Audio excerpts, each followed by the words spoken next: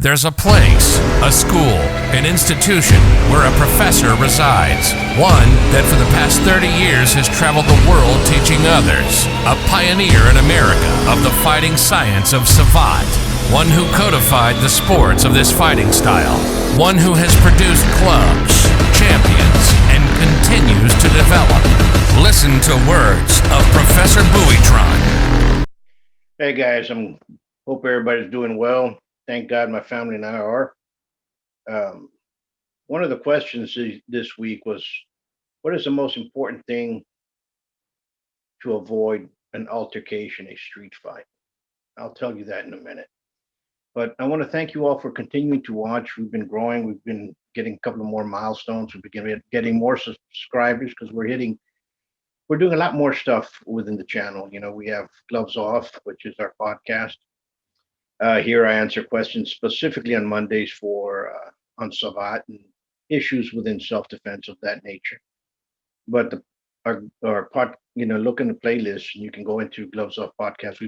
We've done community action leagues, we've done candidates, we've done current public officials, we've done issues within the community from politics to a little bit of everything. We cover a huge spectrum in Gloves Off. In fact, we've done a little side thing on Saturdays, which is reviewing local restaurants and putting them out. You know, and we're in the second run. We just did Fuddruckers, so watch that episode. It's pretty nice, especially if you live here in Laredo. If you live in Texas, there's a couple of Fuddruckers around, and they have great hamburgers. It's great hospitality.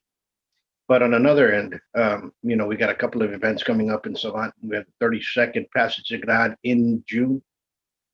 We're bringing in two professors, one colleague of mine and another, an older generation professor, whose name is Anders Jerme Big Blue, and also Professor Jaloy Lassen. And we're trying to bring one special guest as well. So if that happens, I'm not promising you anything. It depends on if we can get people in that are vaccinated, not vaccinated, and all that good stuff. We'll do some of that. Guest instructor is going to be here as well. And that's in June. That's the first weekend of June. And it'll be our 32nd annual Passage of God. I imagine 32 years testing people in Savate yearly. You know, a lot of people don't know what a Passage of God is, but a Passage of God is the examination of saboteurs for them to go to the next rank. Passing of the grade, okay, or passing of the rank, if you want to use it that way. So hit like, hit subscribe. Thank you again for watching. Thank you again for following us. Place your comments, ask questions, email me a question if you want at buitronacademy2012@gmail.com. We have a bunch of things that are going to be coming up in the next year in Savate as well. So we got a bunch of we're opening back up in seminars. Hopefully we can start getting back on the road. We have one for Dallas for those in the Dallas DFW area. I know there's one being worked on right now for Central Texas as well. And then there's one towards West Texas that we're going to be currently working on. There's a couple of them, one in California and hopefully one in Florida that we might be getting to. But with that said, those seminars abroad, probably towards the end of the year, we're going to be getting one in Brazil, and have to go back down over there to check out the crew that's over there with Savate. You know, COVID kind of split us up a little bit and kind of test them, have their Passage of God, and do some seminars on that end. But going back to the question, and the question was simple: how do you avoid a street confrontation? Very simple. It's called awareness. The first thing, the most important thing in self-defense, more so than training, more so than what am I carrying, is awareness. A lot of people are not paying attention. Okay, they're not paying attention. They're not paying attention to the noises around them. They're not looking to see who's following them, looking to see who's in front of them, see how many cars there is there light? Oh, there's a lot of stuff that comes with awareness. And awareness is the key.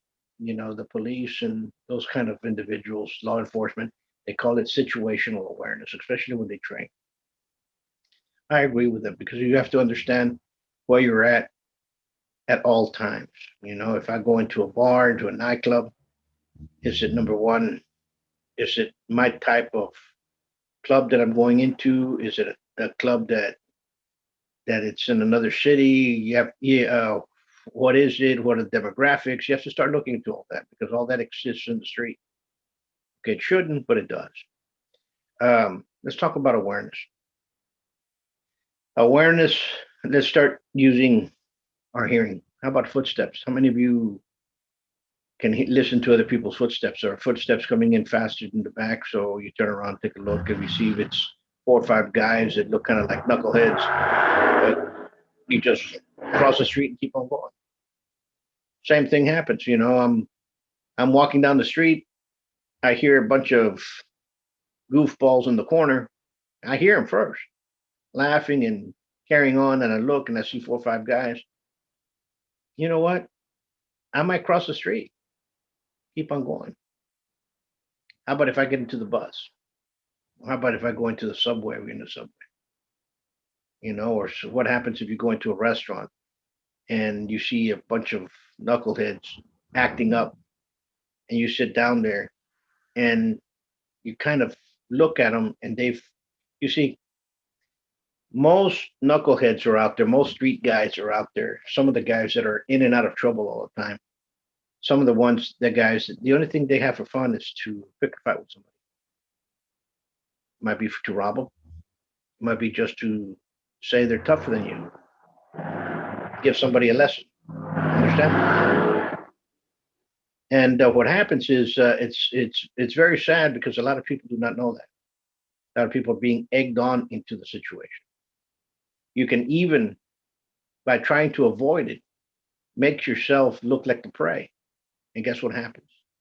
They attack you anyway. Remember, they are the predators out there. There's predators out there. That's why it's called predators. What are they going to look at? They're going to look after the weak.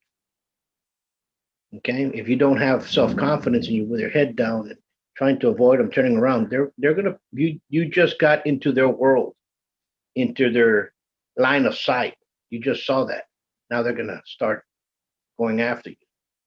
You can also do it by standing up and looking at them in an aggressive manner while you're not making too much eye contact. And they might turn around and say, "What?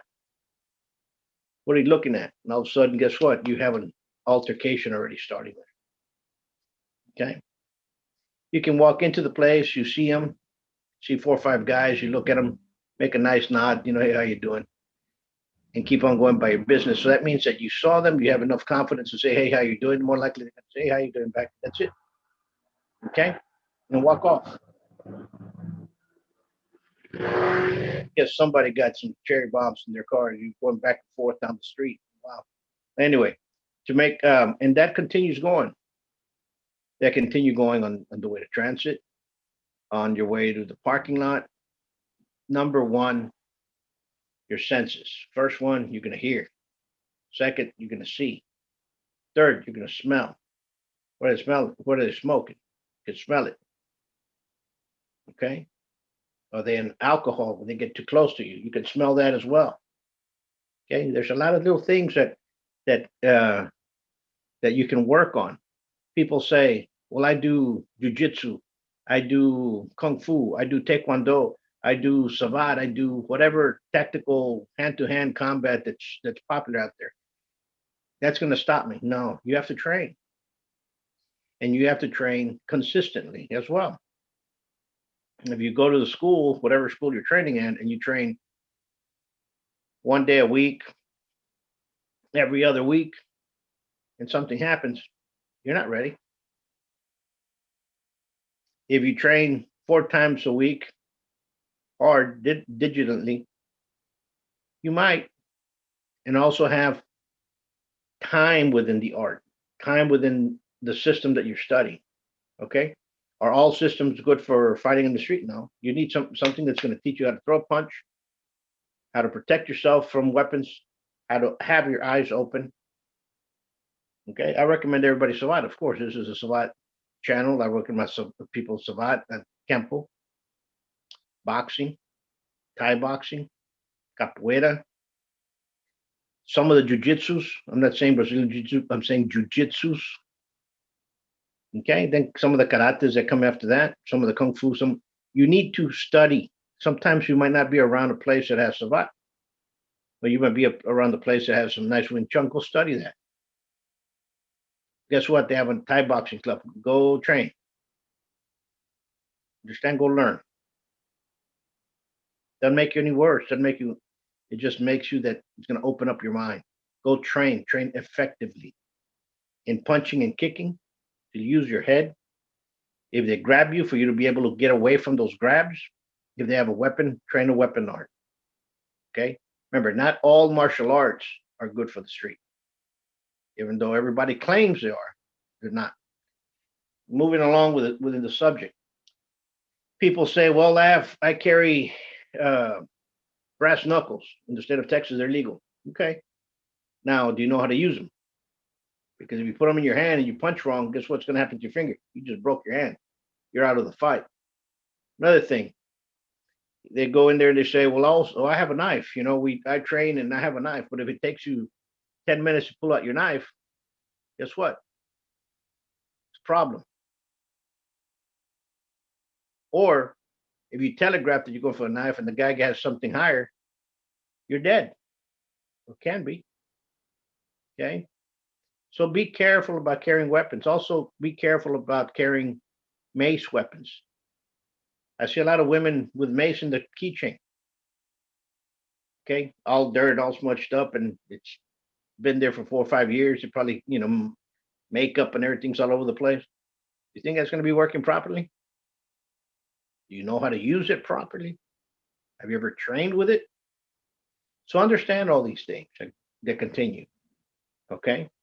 Maybe somebody comes up in the street comes up and you hear them walking faster, and he turns and he taps in the shoulder. You turn around and you hit him, give him some kind of kick to the leg or to the side, or kick him in the groin, take him to the ground, and start pounding him away. The guy says, "I was just trying to give you your keys," or "You dropped your wallet," or "You dropped this money." You have to understand what's going on. Okay. Can't be too paranoid about defending yourself right away. Okay. But you have to be aware of everything that's going around. So number one thing to stop a street altercation is awareness. And you have to understand what awareness is. Okay. Some people say, oh, well, my instructor teaches this way. Great, fine, great. If you are training in a school, in a martial arts school, in a martial arts system, and you think that is adequate enough to save your life, God bless you. Okay, you have to know reality. Also, remember this. How can you teach somebody things you did not live? Okay. I turned it backwards because it's a saying in French. It goes, you cannot teach what you did not live. Okay. So if I did not live through it, if I did not live in fighting in the ring, if I did not train in the ring, if I was not taught how to train people for the ring and how to train people for the street and how to train people this way, I would not be teaching it if I did not live it. Understand what I'm saying? So number one, awareness is the key to avoiding conflicts. Avoiding them plain and simple. Understand, sometimes you have to walk away to avoid an altercation. Please do that. Okay, I'll leave you with that. You all have a great week. Keep on asking questions because that was an excellent question, awareness. And awareness, you have to teach it as well as you have to teach it both orally and in the classroom setting. So understand that because sometimes orally clicks in the head. Folks, I still have a couple of books left, especially the Roots and Lone Star about the Sacatripa method. Those are going fast. I mean, that lot is, I think I have about 8 books left. and for sure they're going to go within this week. If you want to order one, any of the books that I've written, email me at buitronacademy2012@gmail.com. Until next time, you all stay safe. Much peace.